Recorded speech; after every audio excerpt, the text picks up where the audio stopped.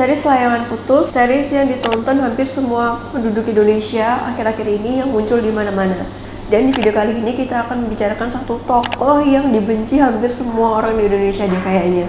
Apalagi satu karakter di Layangan Putus yang bikin orang emosi nontonnya. Apalagi kalau bukan Aris ya, bukan Reza Rahardian. Gara-gara Aris, beberapa perempuan jadi takut menikah di Twitter tuh aku banyak lihat seperti itu. Takut kalau misalkan semua laki-laki tuh ternyata sama kayak Aris atau berpotensi seperti Aris. Ditambah ibu-ibu yang di rumah, ibu-ibu yang nonton Layangan Putus tuh jadi curigaan sama suaminya gara-gara nonton si Aris yang ngeselin ini. Sebenarnya rasa khawatir, rasa cemas tuh normal. Nah, untuk kita yang muslim sebenarnya itu akan aman jika seseorang, entah itu calon suami kita atau calon istri kita, itu termasuk dalam golongan ini. Jadi itu ada beberapa golongan. Nah, menurut kamu karakter Aris tuh termasuk golongan yang mana? Coba kamu nilai ya. Jadi ada Islam, iman, dan juga ihsan. Jadi yang pertama adalah Islam. Jadi Islam itu adalah orang yang melakukan rukun Islam seperti puasa, sholat, kemudian zakat, syahadat ya tentu. Dan jika seseorang tidak melakukan ini berarti dia tidak Islam. Nah, ini adalah hal basic banget. Melakukan sholat, puasa, dan sebagainya itu memang harusnya memang seperti itu. Sehingga ketika seseorang melakukan sholat, puasa, dan sebagainya itu bagus, namun itu memang kewajiban yang harus dilakukan karena dia adalah seorang yang beragama Islam. Yang kedua adalah iman. Iman adalah orang yang percaya terhadap rukun iman. Rukun iman teman-teman masih ingat kan? Ada 6. Iman kepada Allah, iman kepada malaikat, iman kepada kitab, iman kepada Rasul, iman kepada hari kiamat, dan iman kepada qada dan qadar. Nah, ketika seseorang percaya terhadap rukun iman ini, efeknya adalah dia jadi takut sama dosa. Karena dia merasa diawasi, ada Allah yang mengawasi dia. Ada malaikat yang diperintahkan Allah untuk mencatat segala amal perbuatannya dan akan dipertanggungjawabkan nanti di hari akhir. Dan ada kitab Al-Quran yang menjadi pedoman hidup di mana semuanya diatur di sana dan kita perlu mengamalkan yang ada di dalamnya. Dan kita bisa belajar dari kisah-kisah Rasulullah dan juga beberapa di masa lalu tentang pelajaran yang bisa kita ambil dari situ. Kemudian ada hari kiamat, karena dia percaya dengan hari kiamat, ada the end of everything yang akan dipertanggungjawabkan di akhirat. Makanya dia menyiapkan segala amal perbuatan sebaik-baiknya dan meminimalisir dan berusaha menghindari segala perbuatan dosa ketika dia hidup di dunia.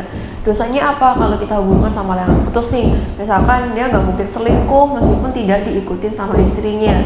Nah, kalau misalkan Aris termasuk golongan yang iman ini, dia nggak bakal tuh selingkuh. Kenapa kayak gitu? Sekalipun dia nggak sama Kinan, sekalipun dia kerja di kantor, istrinya di rumah, dia merasa Allah selalu ngawasi dia, sehingga dia nggak bakal itu mungkin kenal tapi nggak sampai ke tahapan menjalin hubungan di belakang atau hubungan gelap sama seorang yang bernama Lydia Danira. Akhirnya dia selingkuh. Memang pada saat beberapa waktu dia aman dari pengawasan istri, tapi Allah kan tidak pernah tidur. Allah selalu mengawasi kapanpun, dimanapun, dan dalam kondisi apapun. Kita tidur, Allah tidak pernah tidur. Kita ngebatin aja, Allah tahu. Apalagi sesuatu yang terlihat seperti menjadi hubungan yang terlarang dengan orang lain ketika dia udah nikah, seperti itu. Sehingga kalau kita insya Allah yang belum menikah dibersamakan dengan orang yang beriman, perselingkuhan ini insya Allah nggak akan pernah terjadi karena kita sama-sama takut. Ada Allah nih yang selalu ngawasin. Nggak boleh kalau misalkan seperti ini, nggak boleh karena saya menyakiti orang dan ini menzalimi orang, mengkhianati perasaan orang lain itu dosa.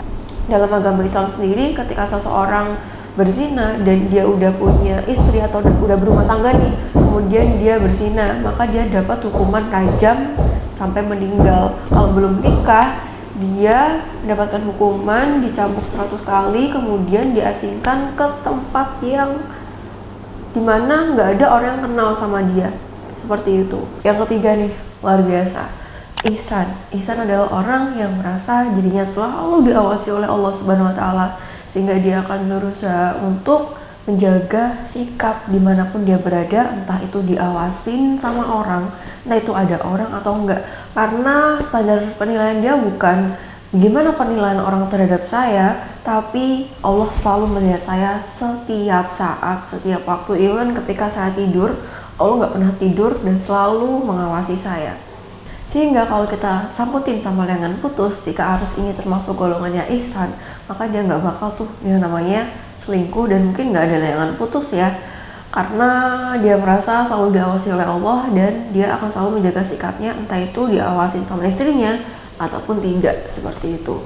Terus pertanyaannya, gimana caranya biar dapat suami yang seperti itu, biar gak usah was-was nih gimana kalau nanti selingkuh dan sebagainya ketika tidak bersama kita. Kan kita nggak bisa bersama dengan suami 24 jam kan, ada waktunya dimana dia mungkin kerja, kita di rumah, atau kita kerja juga, suami kita juga kerja, dan seperti itu.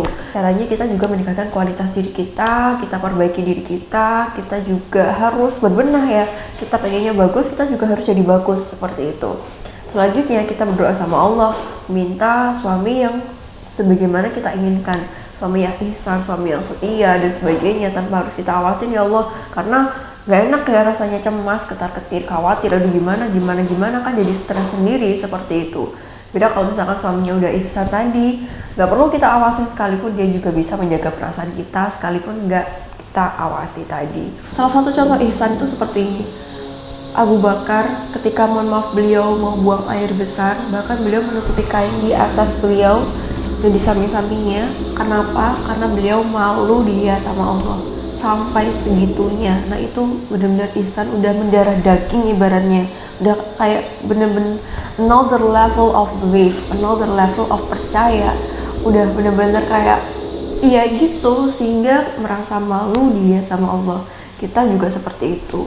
Kadangkala ya ketika kita melakukan sebuah hal yang buruk, kalau dilihat orang gimana ya, tapi kita lupa Allah yang selalu ngawasin kita, dan Allah nggak pernah tidur ketika bahkan kita tidur. Oke, doa udah kita lakukan, lalu usaha juga harus dilakukan. Usahanya gimana? Kita harus melakukan pengecekan terhadap calon pasangan kita, terhadap calon suami kita. Caranya seperti apa? Silakan kamu klik di video sebelumnya, udah aku share gimana cara melakukan pengecekan terhadap calon pasangan di masa depan agar mendapatkan orang yang ihsan, dan jelas kalau udah ihsan pasti udah setia sama kita.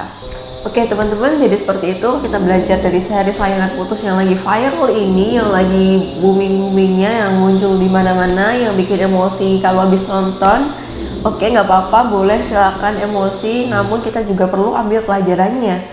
Karena ketika Allah mengizinkan kita melihat sesuatu, Allah pengen kita belajar dari itu. Jadi seperti itu teman-teman, semoga video ini bermanfaat, dan mohon maaf apabila ada perkataan yang kurang berkenan. Semoga untuk kamu yang udah punya niatan nih pengen menikah segera, semoga segera dibersamakan dan dinikahkan dengan orang yang setia, orang yang ihsan, agar rumah tangga kita sakinah mawaddah warahmah, bahagia dunia dan akhirat. Seperti itu, amin. Sampai jumpa di next video bersama aku Devi Yuspita. Wassalamualaikum warahmatullahi wabarakatuh.